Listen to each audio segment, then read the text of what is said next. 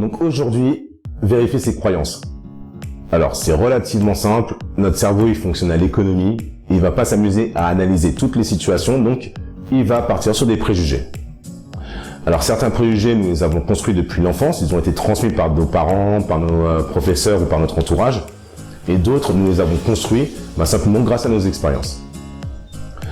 Exemple, je traverse la rue dans un pays que je ne connais pas, où il y a des feux tricolores, le feu passe au vert, attention, les voitures vont démarrer. Parce que c'est un préjugé que, à partir du moment où le feu passe au vert, les voitures peuvent démarrer. Un autre préjugé dans la même métaphore, je dois toujours regarder à gauche et à droite. Ok, ça marche, ça peut me sauver la vie dans pas mal de pays. Mais c'est un client qui m'avait parlé d'un voyage dans un pays où il conduisait à gauche, volant à conduite à droite, pardon, et ça avait failli lui coûter la vie parce qu'il avait commencé à regarder à gauche et à droite et il n'avait pas vu venir la voiture. Donc, certains préjugés, s'ils ne sont pas confrontés aux faits, peuvent être dangereux sur nous. Les préjugés les plus évidents, c'est les préjugés sur la couleur de la peau, la religion, le sexe, la sexualité de la personne.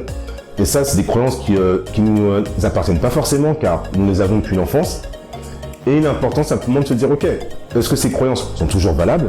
Est-ce que ces croyances me portent ou au contraire sont défavorables à ma personne? Donc là, on parle de croyances limitantes.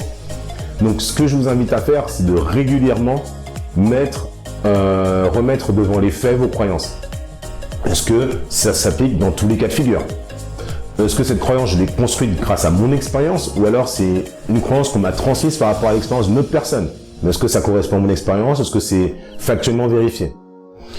Quand je vois quelque chose sur Internet, ok, est-ce que l'article est digne de confiance? Est-ce que l'auteur de l'article, est-ce que le site est digne de confiance? Donc régulièrement, remettre en jeu ces croyances, pouvoir les revérifier par rapport aux faits, se dire que ce qui est vrai aujourd'hui sera peut-être faux demain, et était peut-être faux hier, et donc voilà. Ça nous permet de faire de nous des personnes meilleures. À demain, au revoir.